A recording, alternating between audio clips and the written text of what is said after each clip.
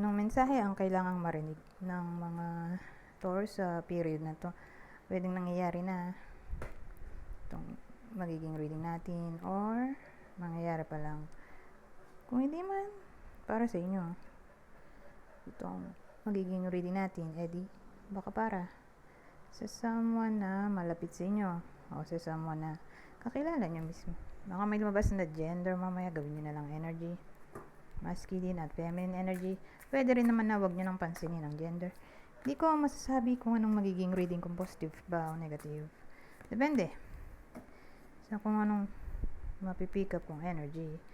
Walang masama kung papanoorin ang sun, moon at rising sign kasi baka alin man sa mga yan ay mag-resonate na sa sitwasyon nyo.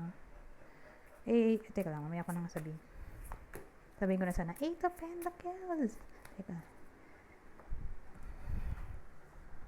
Pero yung 8 naging 7, ano? Bumalik.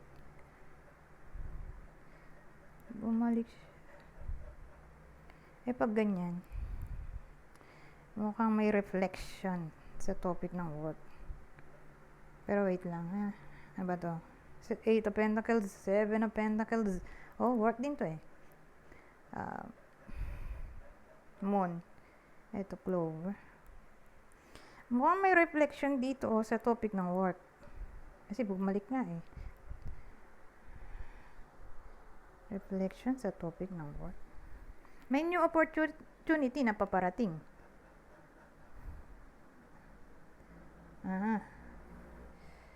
So, depende. Let's say, walang work. Ano yung reflection doon? Ang reflection niya ay makahanap. Ang magiging reflection niya or baka nangyayari na to ay all about pag-pursue ng something na passionate siya or yung tinapos niya talaga or gusto niya talaga gawin. Parang yun ay gusto niya ng maging trabaho, yung work na nandun yung puso niya. Okay? Yung trip niya talaga. Regardless kung malaki or maliit yung sahod. Ang dating gusto niya i-pursue yung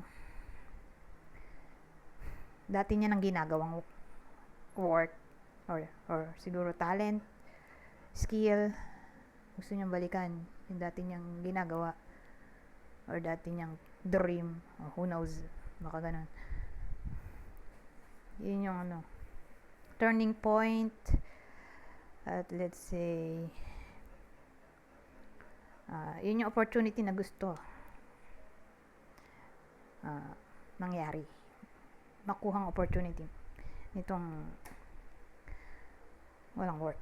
Ngayon, kung may trabaho na for some reason mapapabalance siya ng pros and cons ng trabaho niya, kung masaya pa ba siya or sapat pa ba sa daily expenses yung kinikita niya.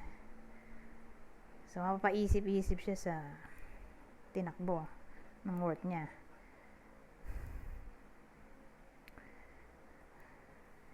Kasi more like ang mangyayari, since may reflection nga dito or turning point, kahanap siya ng iba eh. Magre-research siya o magtatanong-tanong kung saan may available na vacancy ng work. So, yun yung opportunity dito. Ibig sabihin, posible naman. Or ito yung card ng pag-take risk. Ito kasi gambling din yan. So, pag-gamble ng luck. So, parang may iba na, let's say, nangyayari na talaga to. Magte-take risk na maghanap ng iba or let's say, meron na talagang opportunity. Yun, igagrab niya yun. Yung new opportunity. Malaki ang chance. Kasi nga, pag-take risk to eh. So, whether dumating na yung opportunity or darating pa lang, pero more like, igagrab eh. Igagrab yung opportunity dito.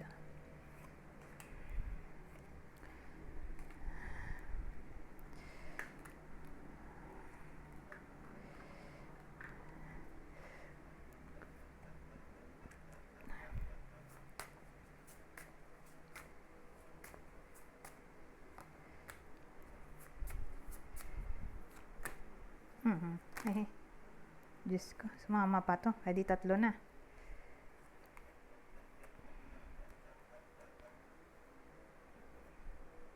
Ay, 3 na lang.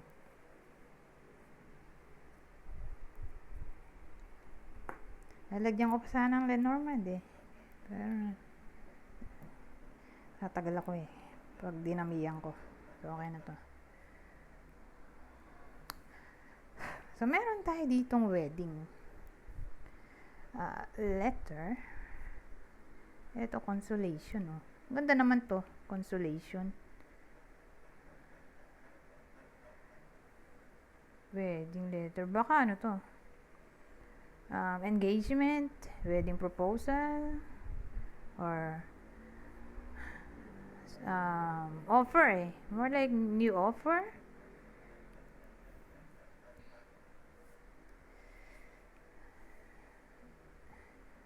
New proposal, new offer. Or wedding siguro to. Or kung di man posible sa inyo yung wedding. Baka makatanggap ang iba sa inyo ng wedding invitation. Or baka kayo yung magsisend ng wedding invitation. Or baka promotion na to. Makaka-receive kasi yung iba sa inyo ng mensahe eh. More like through text, chat, email, letter. Na parang nanalo sila dito oh. May consolation eh. So, yun lang naisip ko. O baka new investor to. Kung may tawag dito. New investor. Kung may business, willing mag-invest sa business. Yun yung laman ng mensahe. Or promotion na sabi ko na. No? New partnership, new job. New contract, promotion.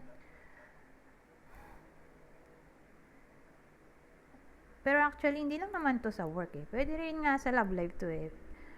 Parang nanalo siya dito. Sabihin nating sinagot na siya dito nung nililigawan niya. Or naging sila nung crush niya. Who knows? Nagka-developan sila nung friend niya. Or ka-workmate. Parang naging in a relationship na dito. Pwede rin, kung yun ang gusto. May good news tayo eh. Or nagbunga ang effort.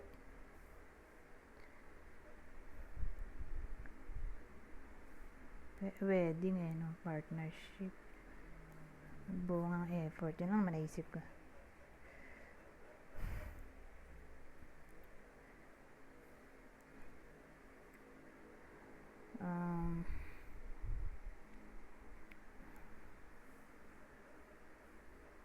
Wala na akong maisip. Or baka may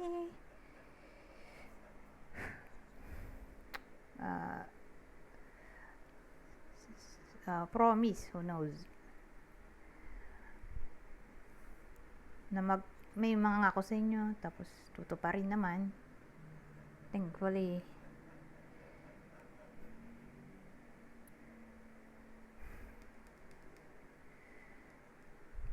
So again, good news ito eh. More like good news na paparating. Like surprise, abundance in general. Or who knows, baka ang gusto pala eh mabuntis na, finally. Depende, ano ba gusto? Ano bang wish?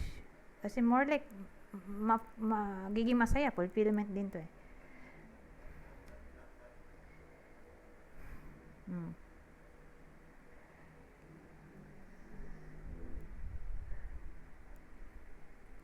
Wala nang maisip. Anyways,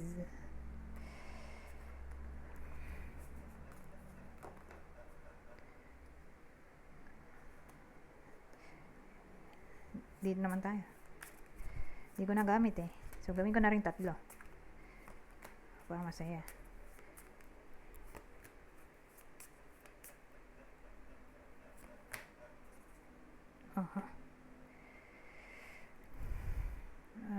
So,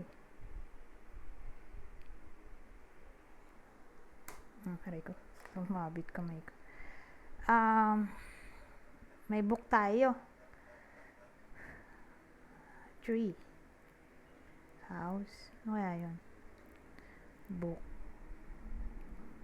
Baka may mag-work at home. Work from home. Or may exam na mangyayari sa period na to. Kailangan mag-aaral mabuti sa bahay.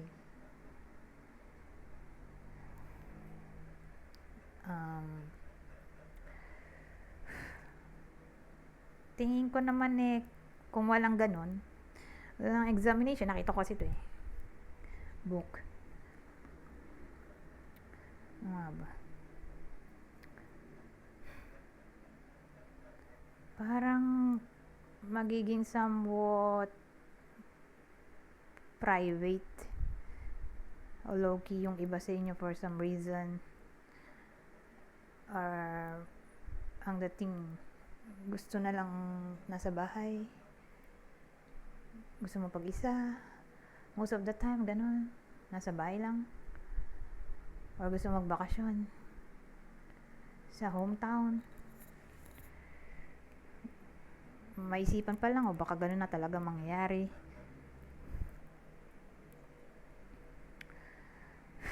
O baka secret plan pa lang to.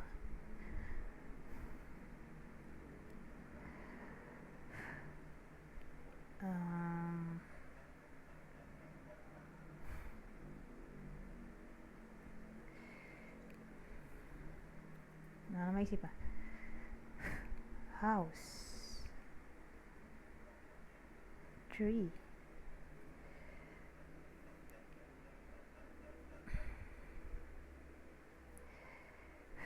So, ano ba? Ano ba isip?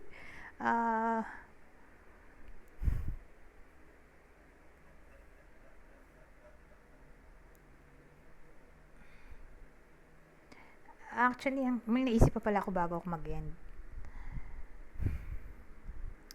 May someone dito na nag-i-spy.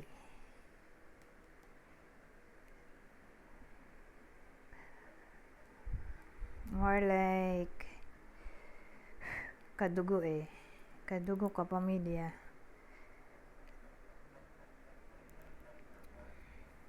Beware. Dito pala tayo mag-e-end sa isa kong deck. Sayang naman kung di ko magamit to. Babasahin ko na lang tong part na to. Kunin nyo lang yung mensahe na sa tingin nyo ay fit sa sitwasyon nyo. General advice at prediction na to sa period na to. Dali na maintindihin to. Dahil basic English lang to Tarot cards din to, pero may message siya. So, ito ay Emperor.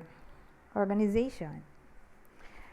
Your plans are on target and everything will flow more smoothly if you add a little organization and discipline to your methods.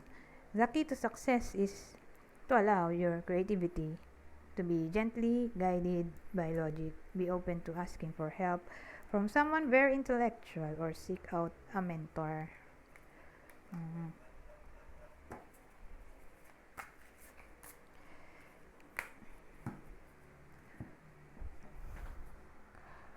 Dito naman,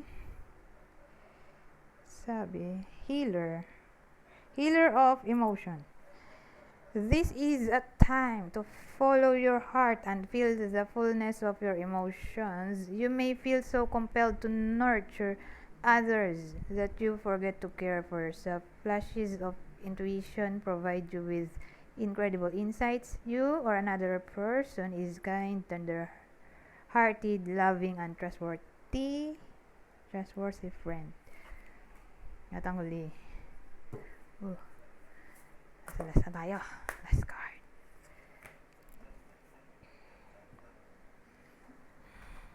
Sabi naman dito, messenger of thought. A new topic or intellectual project is really exciting for you. There's so much to learn before you feel ready to move forward. New information may require changes to your plans. Review all documents carefully. You know, we'll meet or are someone who loves to learn and share knowledge. This person is brilliant and truthful, but also blunt and not very diplomatic. Anyways, hanggang dito na lang. Goodbye for now.